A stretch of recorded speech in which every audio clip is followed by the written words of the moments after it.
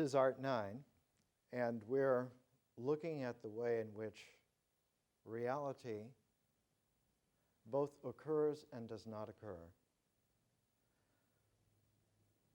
Probably the most fundamental way that was ever found to express reality was about 5,000 years ago in ancient China.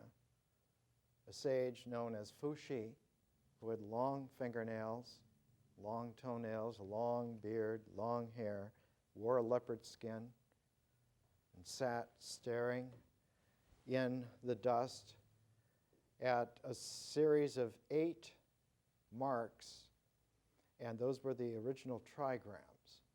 And that image, eternal, of Fu Xi looking at a symbolic set of 8, an octave, a set which recorded the way in which reality both occurs and does not occur, and that both modes of reality must be brought into consideration, but you cannot bring what does not occur into consideration, and so one has to take oneself further than the considering part of man in order to understand.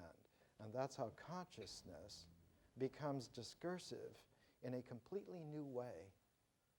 Consciousness uses ratios and proportions and talks about probability and possibility, whereas the mind settles for objective forms that can be specified ritually and symbolically with exactness, whereas consciousness is at home in the exact, in ratio with the inexact. And so the ancient Fu Xi outlook was one of Tao Te and not just yin-yang, because yin-yang belong both to Te and do not occur, they do not register in Tao at all. So that 0 is not a factor in the cardinal system. You move from +1 to -1. And you can move to what seems to be 0, but at that point, cardinality vanishes. It doesn't register. And so there are boundaries, like in mathematics, it's called a Newman boundary, where the closer you come to the bound, which is actually 0, the ability to compute vanishes. And because of that, forms that occur within Newman boundaries, vanishing boundaries, are always suspended in complete openness and thus are infinitely free. The ancient Chinese phrase for the I Ching is heaven suspends its emblems. That in heaven, unlike on earth, emblems do not touch, they don't unite, they don't have causality, they have suspendedness. And so in ancient China, in order to understand how to express a Tao-Te relationship that goes beyond the mind, that goes beyond yin-yang structure, the development of music was based on gongs, on bronze bells, and that these bronze bells were not played by man, but were played by the wind. And so the use of bronze bell musical notes and harmonies thousands of years ago in China, a kind of a suspended music, was the way in which an ancestor worship was ensconced within a complete natural openness. There is such a study now because of archaeology, suspended music, chime bells and the culture of Bronze Age China.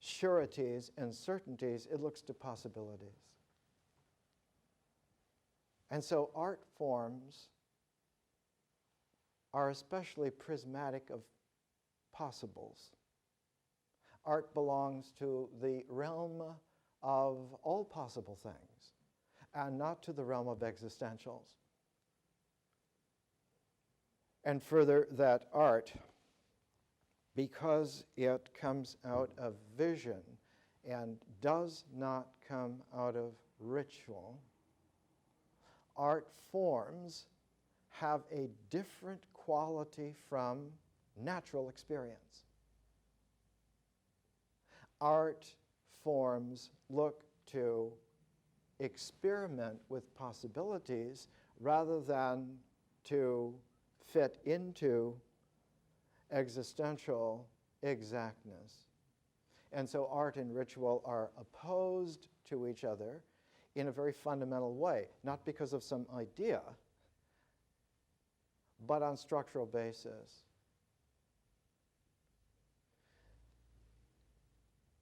Existentials, which are ritual action, are objective because the ritual actions are objective in the sense that they happen trigger-like conclusively because of the gelling, the integraling, the firming up by polarities and by the other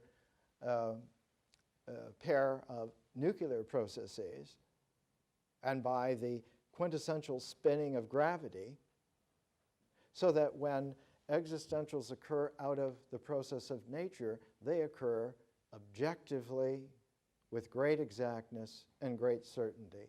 One can measure now down to the photon what kind of lumens a light source will have. You can measure even to subatomic particles the exactness of muon decay. The whole quality of exactness in existence does not apply in art forms. That kind of existential criteria is no longer the basis upon which one understands and one appreciates art. In fact, art, because of its differential form, reaches all the way back through the process out of which it came. And the process out of which art comes is vision. Vision. And we took a great deal of care for a long time to present that vision is that process of consciousness that exceeds the forms of both existence on a ritual level and symbol on a mental level. And so when vision as a process goes back, carried by an art form, it actually recalibrates the way in which ritual action is objectified. So that art really is a very peculiar form. Art recalibrates the objectivity of ritual so that ritual no longer is simply or purely a natural integral happening, but gains an additional quality, a different order. And so activities or actions that have an influence of art with its visionary process, there is always a change in the way in which things happen. Stravinsky, in his Poetics of Music at Harvard, said, "I take cognizance of the existence of elemental natural sounds, the raw materials of music, which, pleasing in themselves, may caress the ear and give us a pleasure that may be quite complete." And behind this kind of initial phrasing, you have to understand that when Stravinsky was a boy, when he was a little boy, when he was born, when he was a baby and just a small child, he grew up in St. Petersburg, what used to be called Leningrad under the Soviet Empire. And St. Petersburg is far enough north that the Neva River that it's on, a very large river, freezes over every winter. And if you've ever lived in a northern enough climate to have all the water sources in nature freeze over. I lived for about 5 years in Calgary, Alberta, and the Bow River used to freeze solid. But when spring comes, the first sounds of spring are not birds, but ice breaking. The river current begins to break up the ice, and it has the most unearthly, low frequency, rumbling, grinding sound that if you had never heard it before, the first time that you would hear it, you would be terrified. It sounds like doom. Whereas to someone who's used to that, it sounds like the beginning of spring. In northern China, the first shoots, the first power of vegetation coming up through the ice and snow are the peonies. The peony flower is famous throughout northern China for being the harbinger in the way in which ice breaking is the harbinger of spring. There, while everything else is still frozen, come these green sprouts poking up through the snow and through the ice. And one is astounded at this, that this could actually happen. That nature does not wait for everything to melt and be all nice and warm, and then things grow. Things grow immediately that there is a flip-flop in the polarity.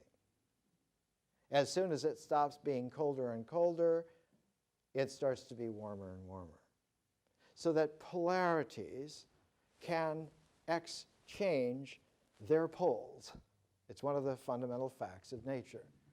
For instance, our planet, Terra, has had its magnetic poles switch many, many thousands of times in its history. The north magnetic pole has been the south magnetic pole thousands of times. The entire magnetic field of the planet flip-flops every tens of thousands of years. And it doesn't destroy life.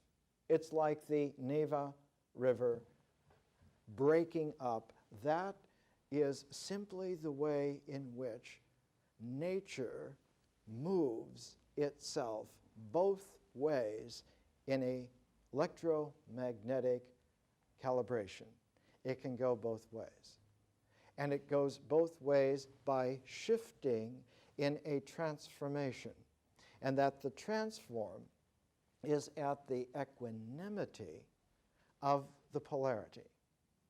And so man, our species, learned a long time ago that if you bring the positive and negative polarities into equilibrium, and that equilibrium saturates the entire field, that there will come a transform by virtue of the structure of reality.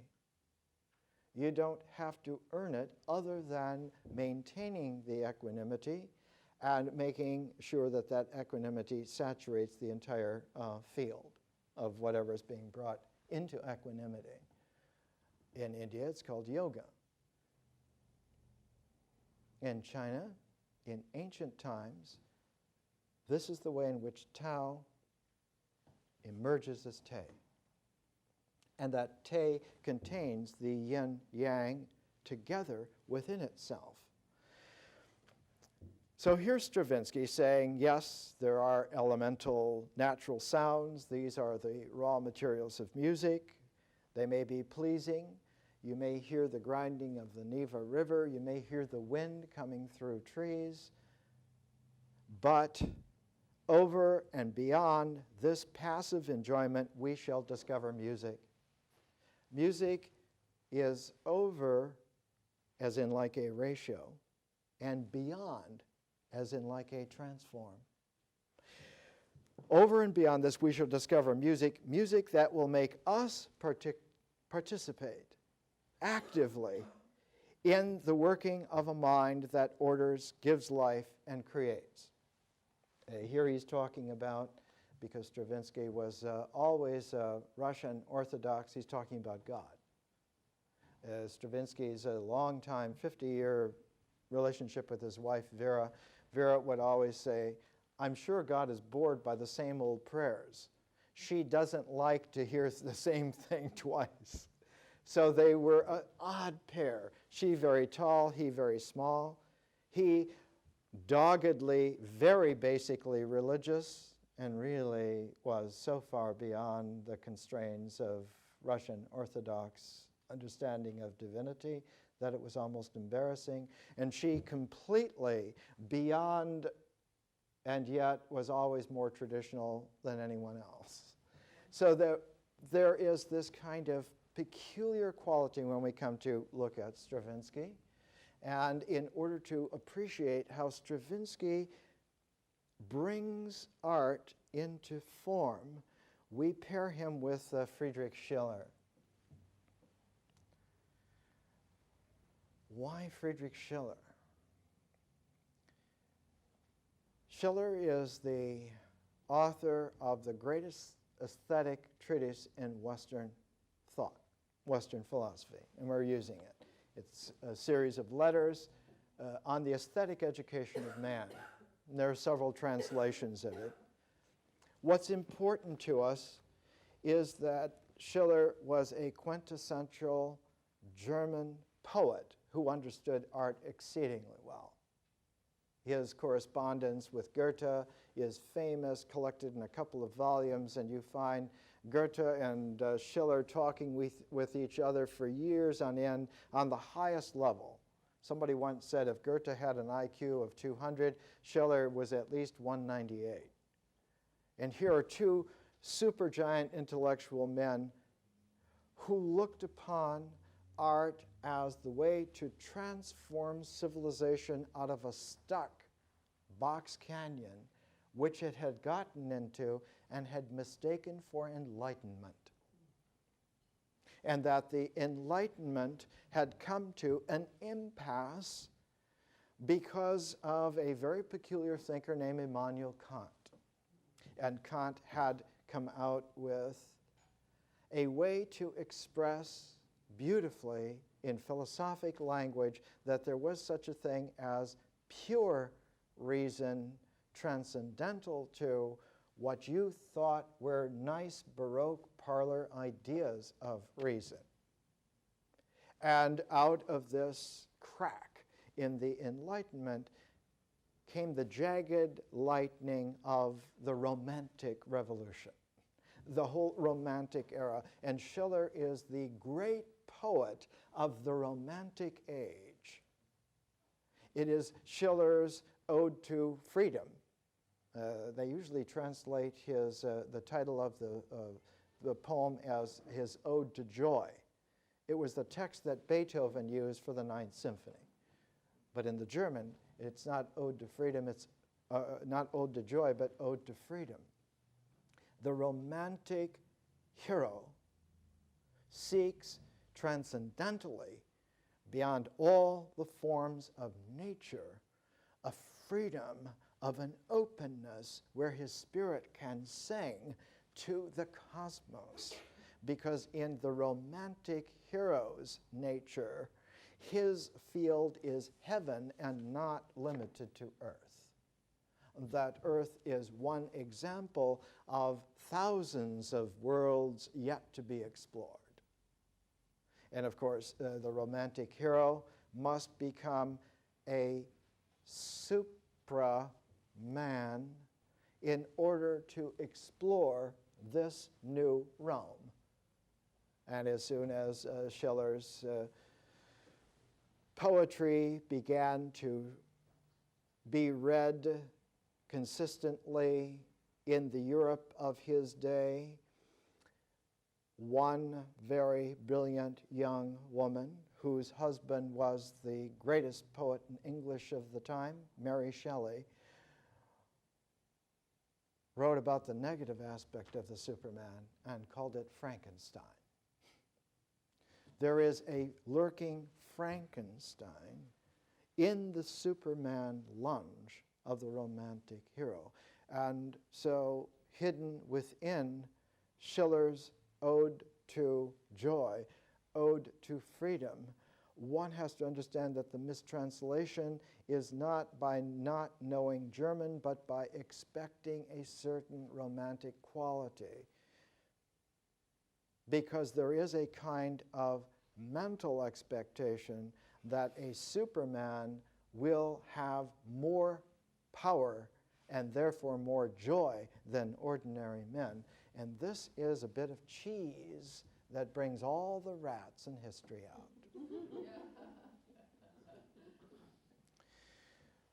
One of the most beautifully conscientious scholars of the first third of the 20th century was a woman.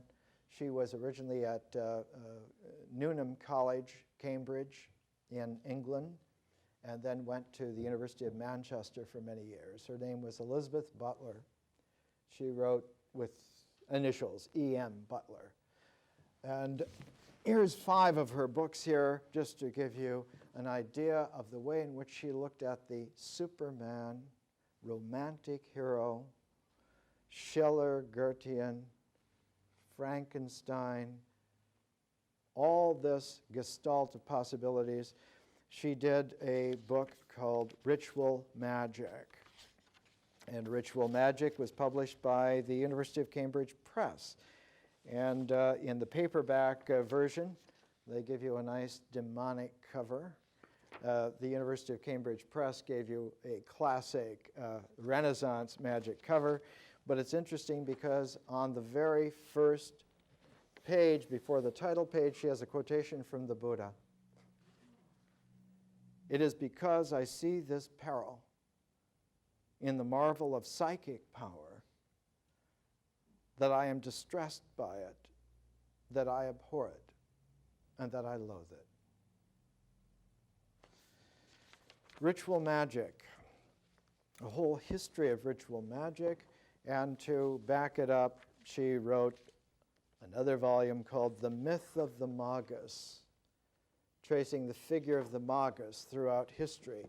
And to focus it, she then wrote a volume called The Fortunes of Faust. The Fortunes of Faust, about the development of a special kind of Magus, the man who wants to make a pact with the devil so that he can have all power of wisdom. Because once he has that, he can figure out a way to control. And all of this, she found, was based, and she wrote a book called The Tyranny of Greece over Germany, and followed it up with a study of Rilke, so that E.M. Butler was really quite a gal. And when they reprinted her Tyranny of Greece over Germany, one saw that she dedicated it to Pallas Athena. Pallas Athena is the mythological figure in the Homeric mythology, in the Olympic pantheon of Homer. Pallas Athena has a very special quality. Not that she is the warrior woman. She is that. She always carries a spear. And she always has on the breastplate where one, if you're fighting with swords and shields, the usual way is not to hack at the arms or the legs because one is trained for that, but to thrust at the breast. And so there was always a protective breastplate in hand-to-hand fighting in ancient times. And on Athena's breastplate is the head of the Gorgon, that if you look at her, you will turn to stone. A kind of a face like that with the tongue out and the eyes crossed. And it means that if you look to stab Pallas Athena, you yourself in that moment will have turned to stone. But these are not the qualities of Athena. The symbol of Athena was always the owl, and the major thing of owls are the eyes. And it's the eyes of Athena that are the most important. Just like for Aphrodite, it's not her hips or her breasts, it's her smile. And as Aphrodite's smile is the key to the calibration of her symbolic range of integral, the key to the symbolic range of integral for Athena are her eyes. The pair of eyes that, like owl eyes, see all. They not only see outwardly, but they see within. In the Odyssey, the first time that Odysseus in the Odyssey meets Athena face to face, he's been dropped off at home on Ithaca. He's laying in the sand. The mariners who have brought him have piled up treasures so that the returning king will have money to run his kingdom. And Odysseus, who's been lying all through the epic, wakes up and he sees this woman standing, and she's watching him, and he begins already with his spiel. I'm a merchant, and I was shipwrecked, and I'm coming from Crete and all this. And she says, "Good fellow, do not lie to me. Look at me."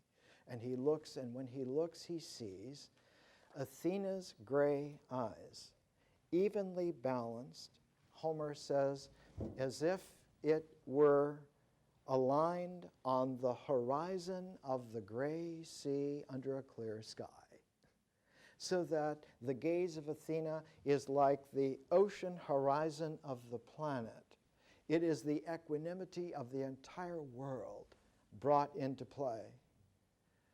So that the equanimity of Athena, distributed throughout the entirety of whatever constitutes your world, is the transform of Pallas Athena's wisdom. When one understands this, you do not build according to nature, you build according to the intelligence of consciousness holding proportions and ratios in a balance where the entirety of the form is integrally and differentially presented as a reality. And the great building that presents Athena, Athena's distributed gaze, is the Parthenon in Athens. And the columns of the Parthenon are not straight up and down. That would be an integral mistake. They're slightly bowed so that the entire structure is built like a great ship where the inverted hull of the ship is the Parthenon in its majestic presentation, that the proportions that are operative here are a distributed stress of the entire structure so that nothing stands on anything else, but all of it stands together. So that a differential form, like a work of art, is built for presentation, not representation. It doesn't represent anything. It presents itself. And when we look later on, next week and following, at works of art like Stravinsky's compositions or Schiller's poetry or his dramas, we'll see that these art forms are markedly different from natural forms. Natural forms can be said to have their reference.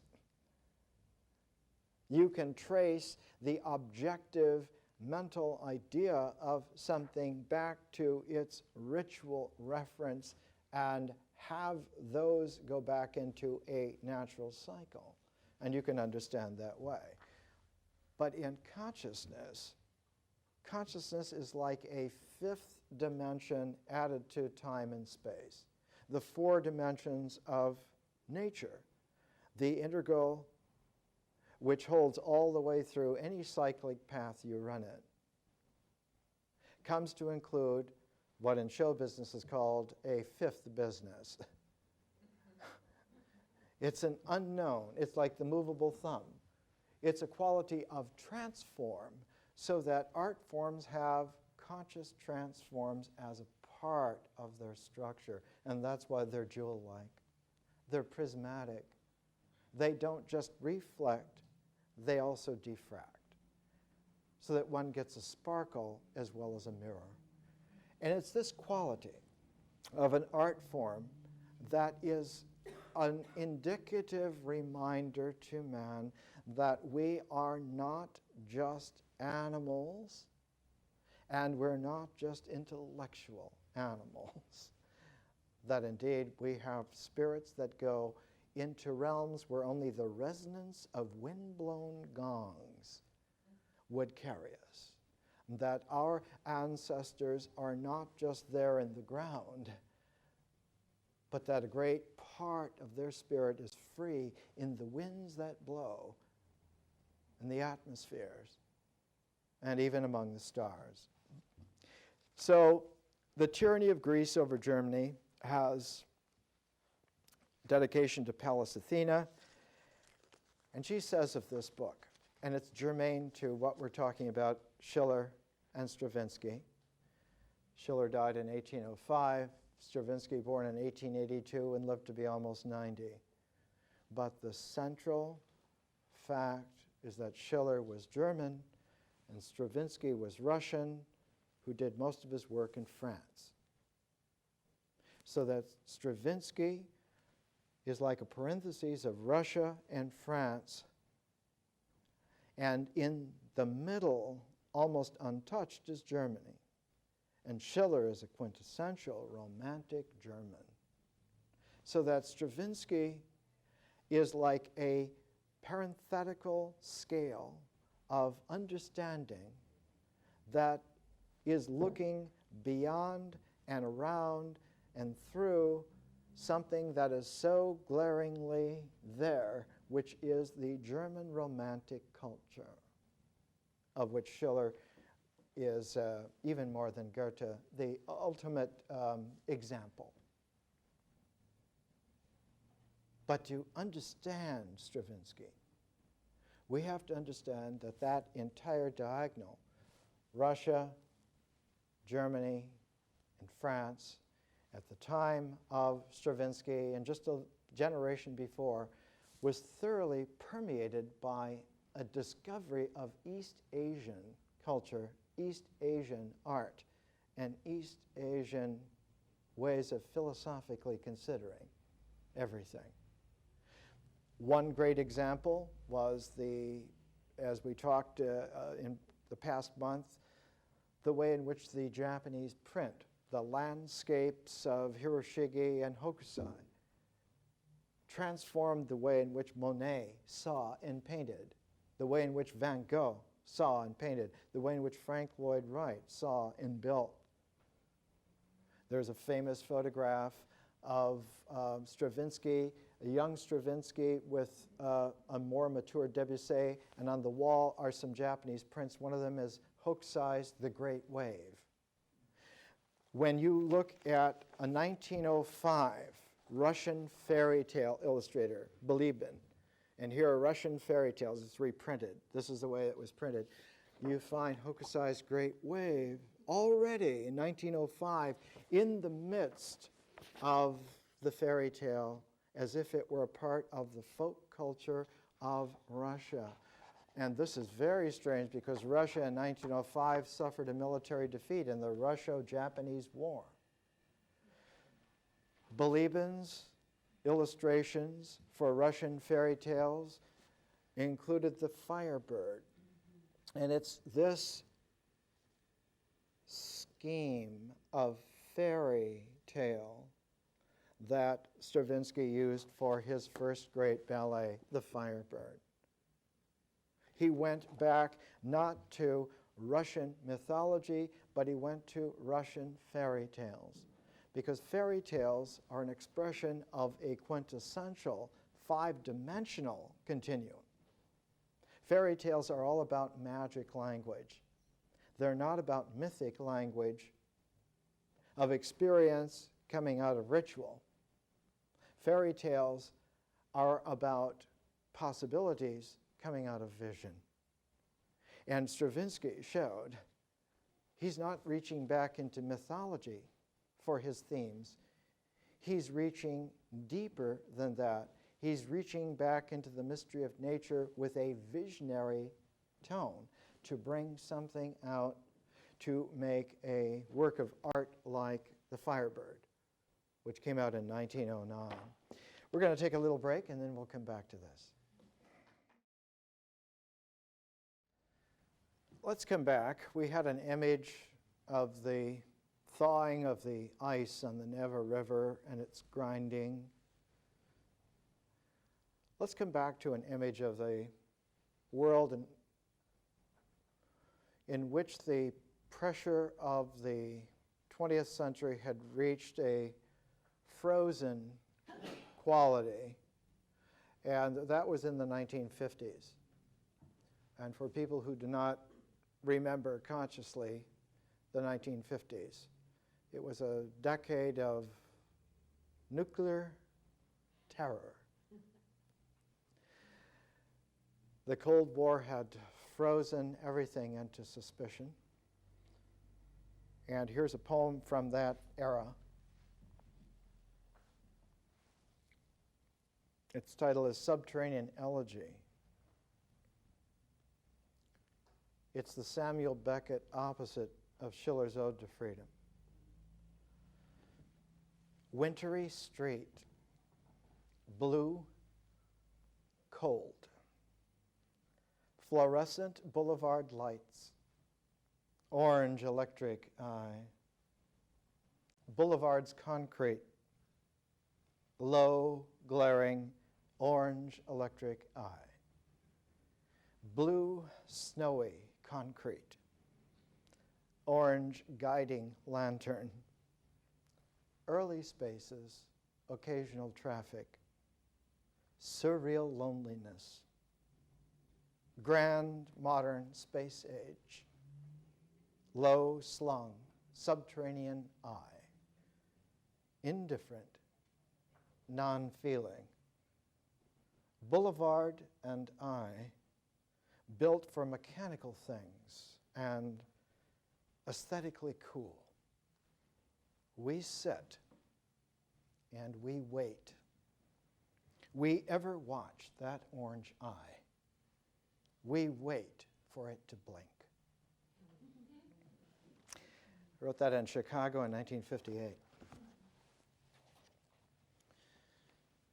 There's a quality of ineffableness, as it used to be called sometimes, or a quality of mysticness or elusiveness. The first time that Schiller met Goethe in a concerted way, he wrote in his diary, "To be often in Goethe's company would make me unhappy." Even toward his closest friends, he displays not a moment of intimacy. There is nothing by which to grasp him. And then Schiller chalks it up. He says, I believe he must be an egotist to an incredible degree. The fact is that the mature Goethe was not there as some kind of cut-out figure that was graspable as a thing. He was a prismatic, personal, raised to a very high order, almost a cosmic level.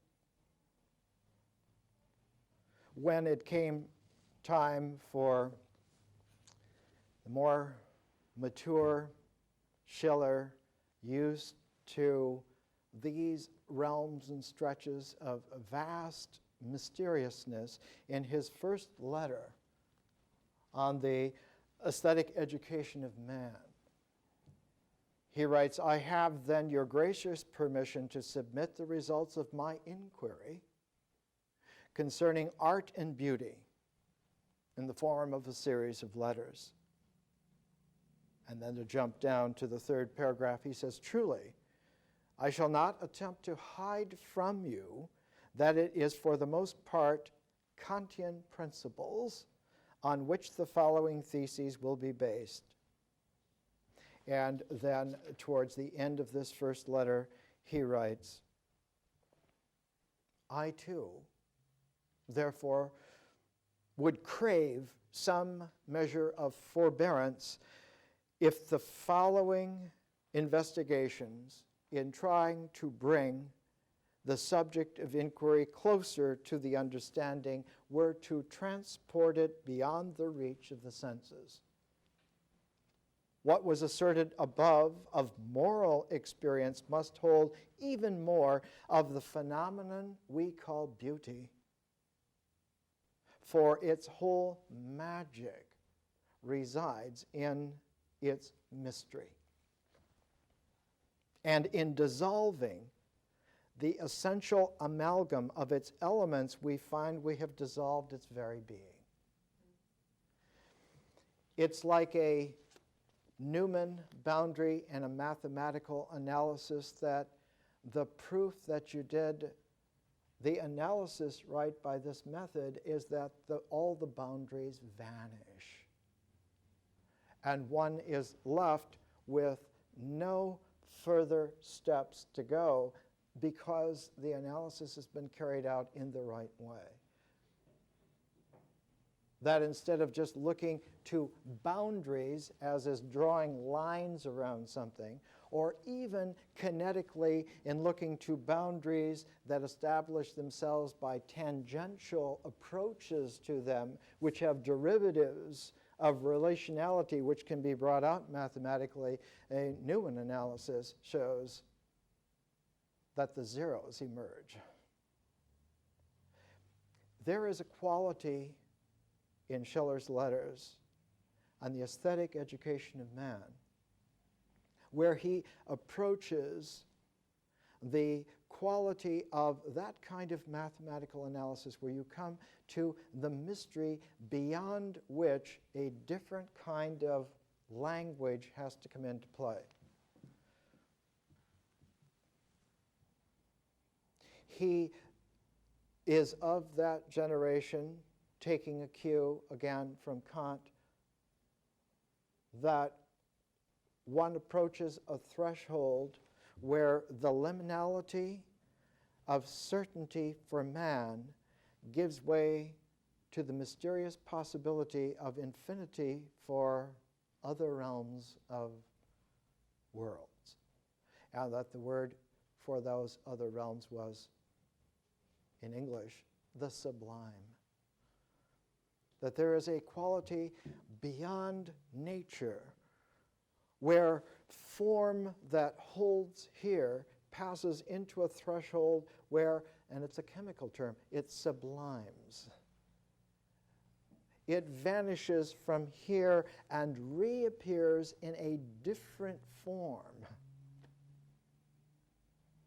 The river was ice, and now it's breaking up. It's going to be liquid. But that liquid can, by evening time, turn into vapor. I've seen the Bow River in Western Canada under 50 below zero weather, where if it warmed up just a little bit, the ice would steam as if it were boiling. And you would look at steaming ice in the night. You talk about mystical insights.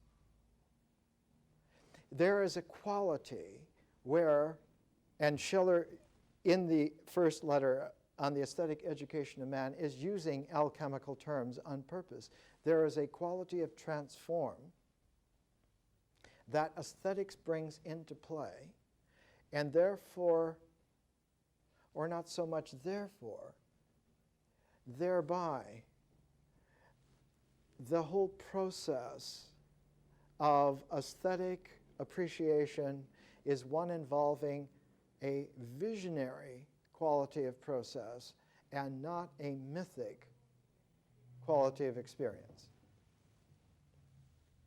And this is very difficult because in nature, the flow of experience seems to parallel the way in which nature happens. so that nature happening and experience happening seem to be parallel, so that one's language, the whole phenomena of language, would seem to have a correlate with nature, that natural things are real reference for real words, because the processes are parallel. But this is very flawed, and it's precarious. And consciousness can tell the difference, but the mind cannot. The mind cannot tell the difference between a language flow and its referent from a natural mysteriousness and its non-referential harmonic. The mind has to be very conscious in order to understand. Don't do that. One of the best examples is in the early lectures by Niels Bohr on quantum physics, of saying that if you continue to have images in your mind of what we're talking about, you're missing what we're saying. There are no images in this realm whatsoever. And it reminds one of the old prohibition in ancient times not to have false gods.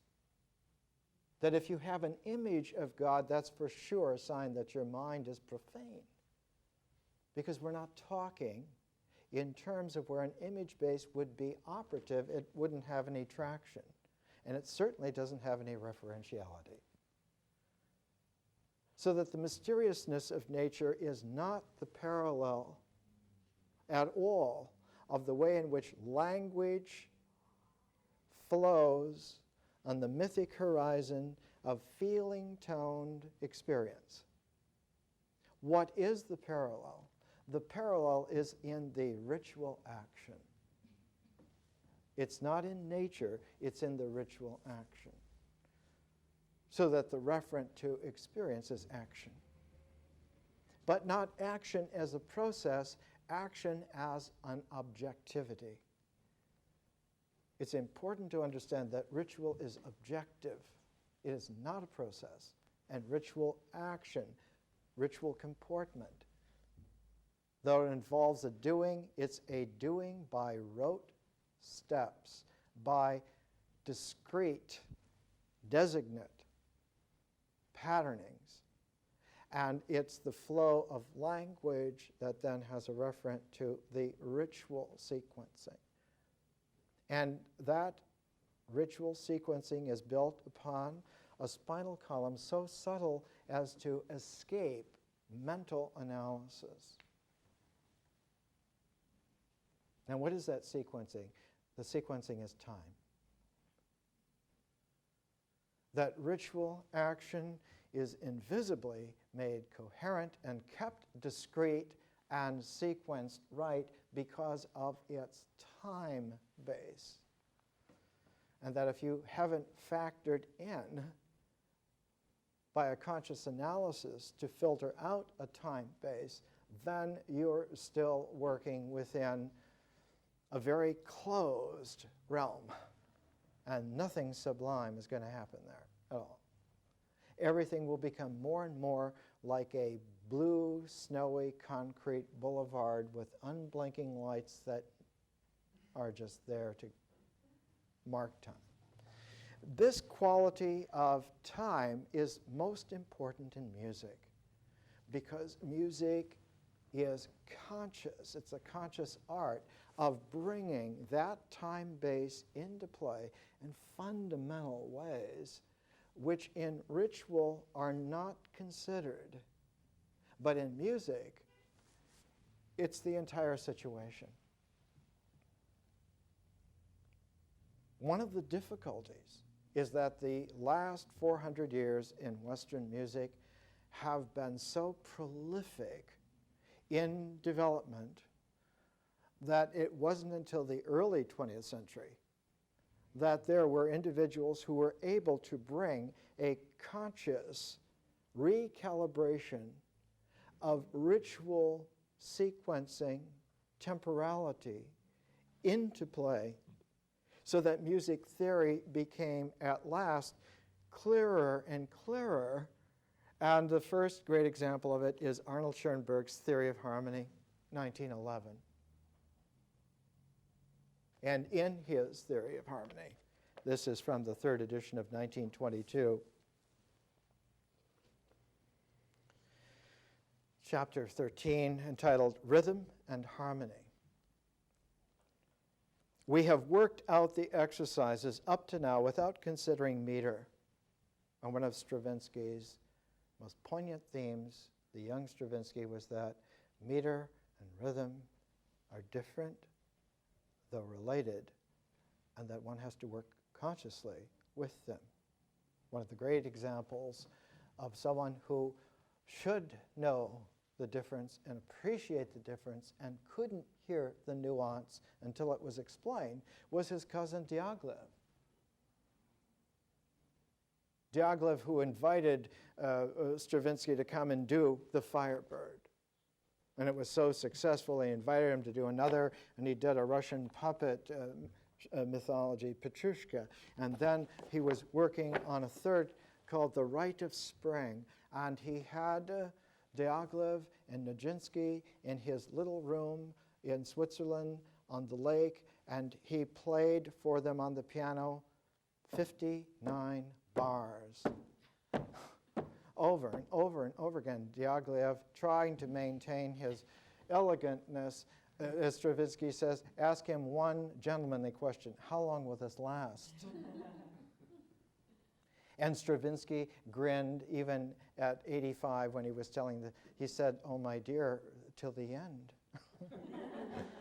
That the entire composition has a structure which has a distributed, subtle nuance through the entire rhythm, though it stays the same. The meter is delicately nuanced everywhere. The way in which you make sets of notes with emphasis can slightly change. And he said they couldn't hear that each time. It was just slightly different. Because he was reaching back. Stravinsky was never primitive. He was reaching back to Paleolithic qualities of experience that undercut the entire history of Western music. That Western music, not just 400 years old, or even going back to the Greeks of being 2,500 years old, or going back to the Egyptians and being 5,000 years old, but going back to Paleolithic ritual of spring, the way in which spring broke in a grinding way of the ice breaking in man's mind, that he cannot expect the mysteries of nature to be revealed in any kind of prosaic, integral way, but will be some kind of transcendental vapor released, and he has to be ready for what he cannot expect. So instead of being ready for something, he has to be open and not ready, but available for that primordial quality that Paleolithic men and women had. They were not saddled with a classical education or a Renaissance background or Baroque sensibility or an Enlightenment prejudice. What did they have? They had, as Lucien Levy-Bruhl used to call it, they had a participation mystique.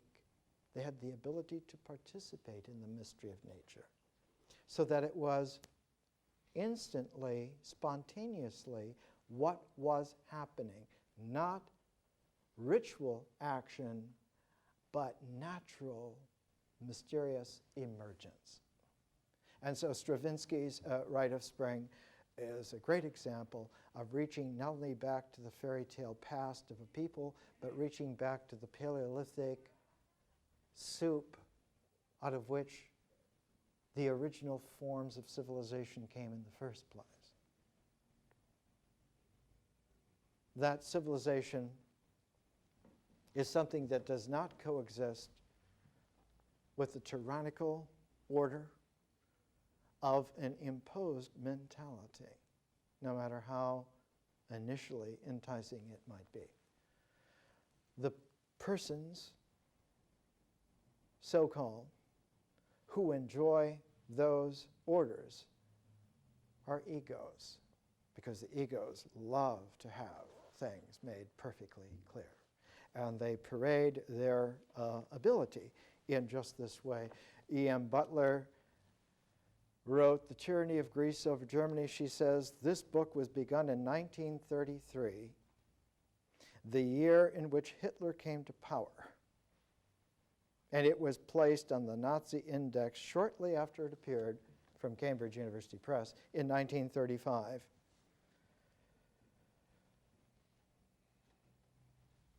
The whole point in her study is that there's something incredibly worth looking at in the way in which the idea of Greek order entered into the German sensibility in such a basically invisible way as to be almost not discernible. She writes, my apprehensiveness on the subject of the danger looming in Germany is evident in the introduction, especially in the apologue in the first and last paragraphs. I should write them more factually now. This is the preface to the paperback edition that came out in the 1950s, about the time I wrote that poem and was reading this for the first time. Yet I cannot help smiling at a note in my diary of the time to the effect that I intended the work partly as a warning. When have books such as this have ever had a practical effect? Because the trace element of people who would read this, even in its heyday, was very small. What she was pointing out was something very peculiar, that the Enlightenment in Germany had come to appreciate Greek order and the principles of Greek order, and yet, she writes, it was not only the lost beauty of Greek art which Winckelmann rediscovered for the modern world, a German art critic and aesthetician of the day. It was also the ethical standard which he associated with it. Greatness, nobility, simplicity, and serenity of soul. Nothing could be further removed from the tenets of Nazi ideology, and the gods of Greece, whom he revered in their marble perfection, were miles removed from the bloodthirsty Nordic mythological divinities resuscitated by the Nazis. It is not difficult to imagine how Winckelmann would have recoiled from them. And then she goes on to say, all of the great German Enlightenment masters like Lessing and Herder would have recoiled, especially Friedrich Nietzsche, who had come to write in his early days as a young philosophy professor one of the great documents on the origins of tragedy. We brought out the two types of approach, the Apollonian and the Dionysian. The Apollonian type who loves order, things clear, collected. The Dionysian that likes everything differential and open. She writes,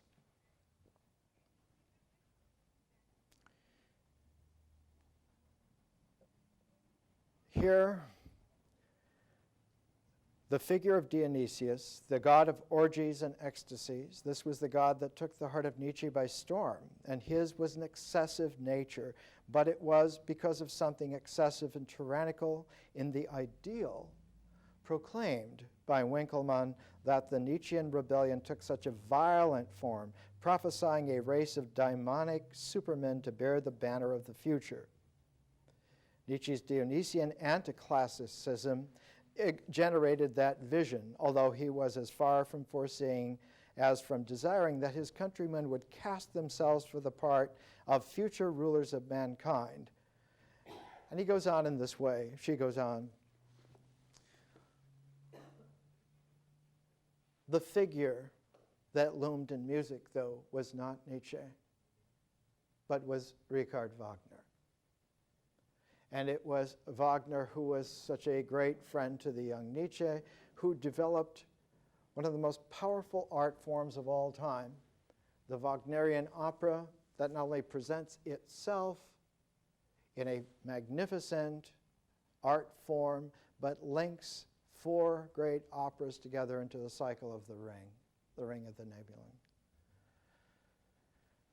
It impressed Stravinsky because when he was a young man in St. Petersburg, his house was on the same street as the Greek Orthodox Cathedral, on the same street as the Mariinsky Theater, where all the great ballets were being performed. And his father was a very famous opera singer, and the home was filled with the intellectual cognoscenti of the time. His mother played beautiful piano, and one of the earliest heroes for Stravinsky was Rimsky-Korsakov, Nikolai Rimsky-Korsakov, who, when he became more mature as a teenager, he became friends with Rimsky-Korsakov's son, Alexei, and he noted that Rimsky-Korsakov had left off writing the kind of music for which he was famous twice in his life. Once when he was alive and the music was new in the late 1880s, music like Scheherazade, or the Russian Easter Oratorio, or Capriccio Espagnol, fabulous orchestral, near-symphonic pieces. Rimsky-Korsakov, after 1889, stopped writing that kind of music.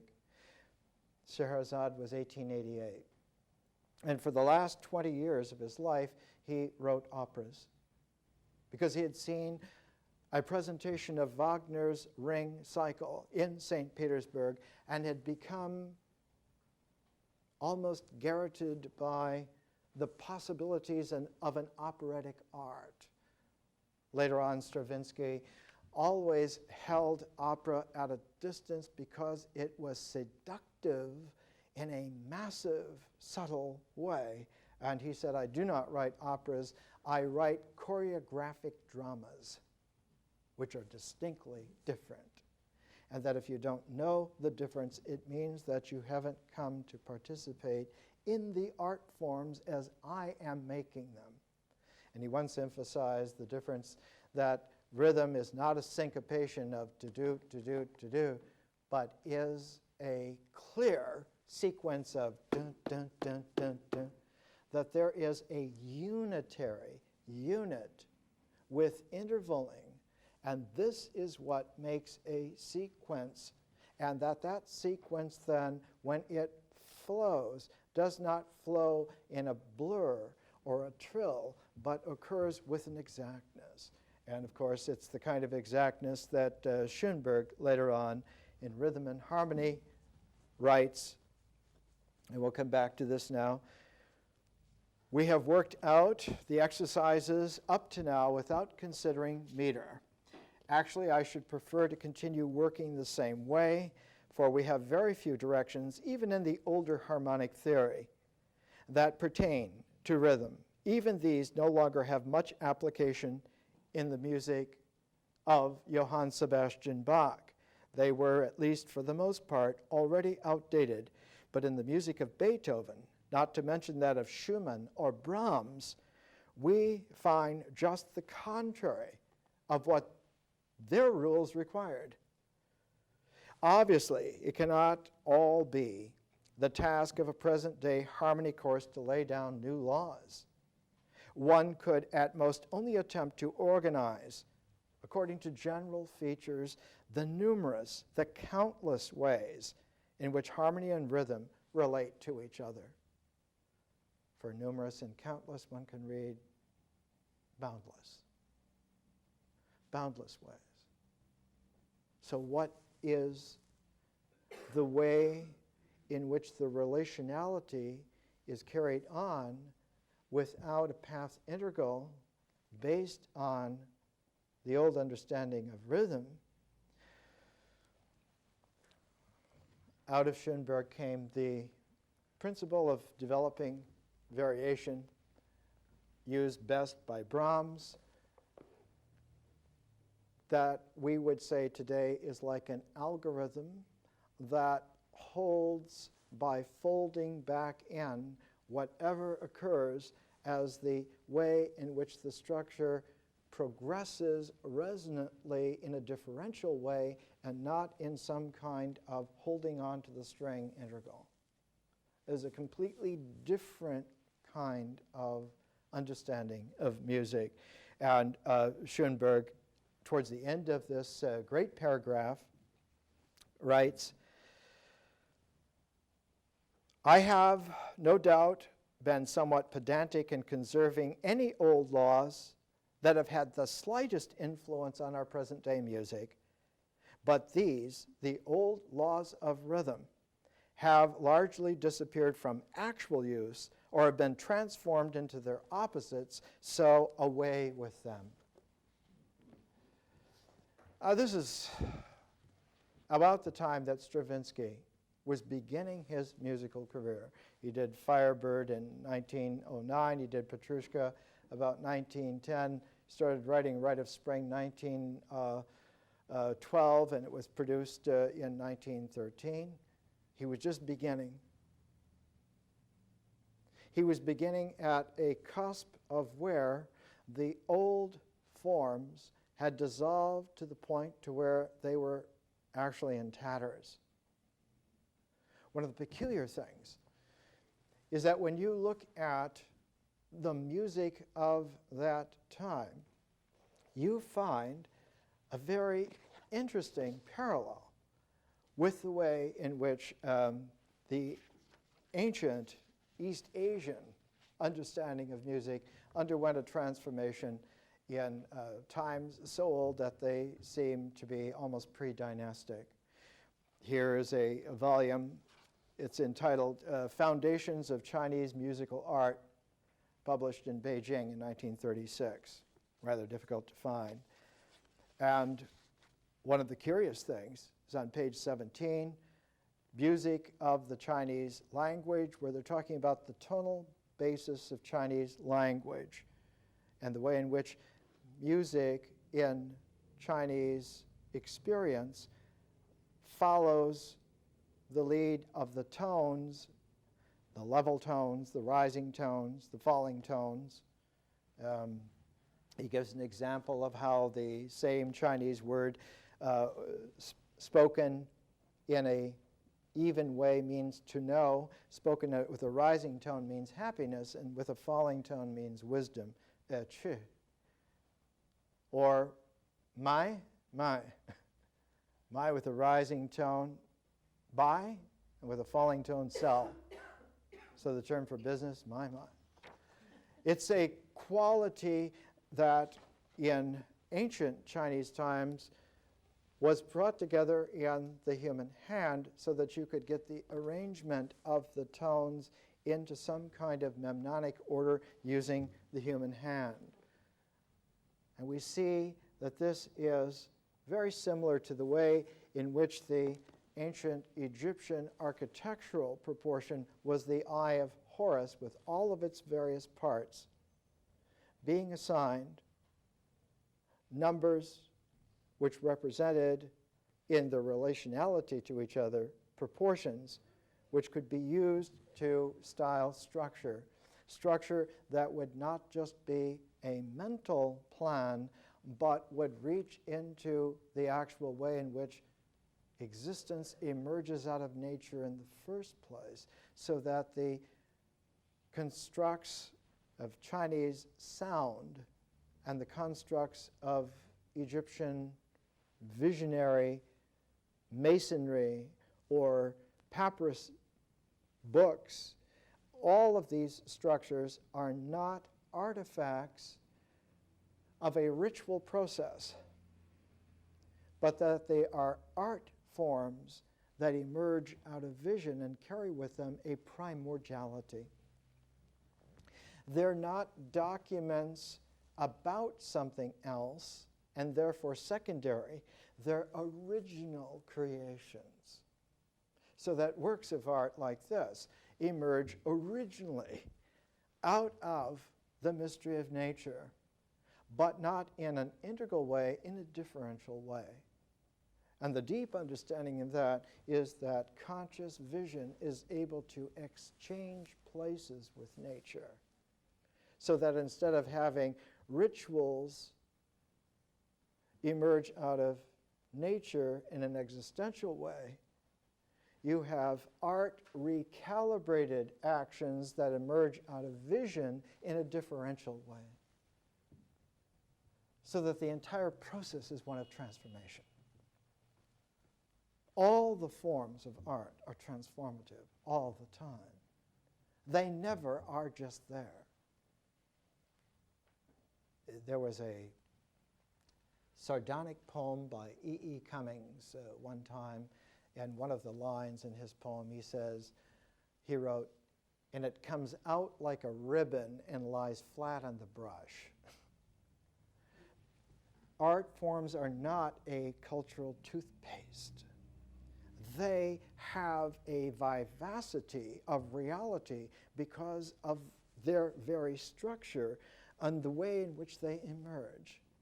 So the artist is not only creative, but participates in the mystery of the creator originally. When Stravinsky recognized this possibility, he was overcome by the realization that he could go back and bring something out of originality, and that this was not an exercise in trying to imitate anybody else, but to present initially from one's own deep reaching into the mystery of nature. One of his earliest compositions, I think 1907, the only one that Rimsky-Korsakov saw, Scherzo Fantastique, Rimsky-Korsakov noted that this had possibilities. And in talking with him, Stravinsky got the idea of writing another little tiny work for the birthday of Stravinsky's daughter, for the birthday of Rimsky-Korsakov's daughter. And Stravinsky worked on this piece. It's only less than 4 minutes. It's called Fireworks.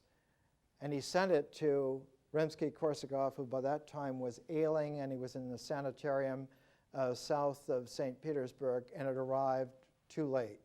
He had died a couple of days before. But Fireworks was the work that was heard by his cousin Diaghilev, and that's how he came to invite Stravinsky to come to Paris and begin writing fairy tale ballets, because the fairy tale ballet that had most impressed the Parisian audiences of 1908, 1907, 1908 was the ballet that resuscitated Rimsky-Korsakov's Scheherazade. And the staging with fantastic costumes by Benoit and by Bakst, by choreography, Fokine, by dancers like Tamara Karaseva and Nijinsky. All of a sudden, one had this explosion of the essential transformed genius of the Russian music of St. Petersburg, which had been outlawed in the person of Diaghilev because of his homosexuality. People whispered in St. Petersburg, and so Diaghilev left. He went to Paris. And he put on his productions there in Paris. And there in Paris, he brought the cream of what was the St. Petersburg vision of gorgeous art in ballet, in costumes, in music, and Stravinsky came and joined at the moment of its flashing onto the world's scene. It was this way that Stravinsky felt that he had been given the most extraordinary coincidence of opportunity for any artist. And when he got to Paris, he found that there was a Spaniard there who felt exactly the same way, and his name was Picasso. And they got together with a Frenchman who said, I've been here all the time, and I feel exactly the same way, and his name was Cocteau. And one finds the three of them with their arms around various young ladies in Paris at the same time, and with Cocteau and Picasso and Stravinsky, you find something that goes deeper than even the ballet russe, deeper than the way in which these gorgeous St. Petersburg ballets were put on. It was the way in which modern art in the 20th century did what the nuclear physics did. It went subatomic. It went into the way in which particles occur with half-lives so short that it takes almost a superior mathematical ability to even prepare for them. We're now, 100 years later, just getting to the point to where we're able to detect the tau neutrino, which has so little mass that it makes zero seem like a lot. And we're in a position now of understanding that we cannot grab anything, especially energy and its forms. We have to participate with the way in which it both integrates and differentiates, woven together all the time. We're either going to be real or we're going to be tyrannized. Let's come back next week, and I hope that our machinery works.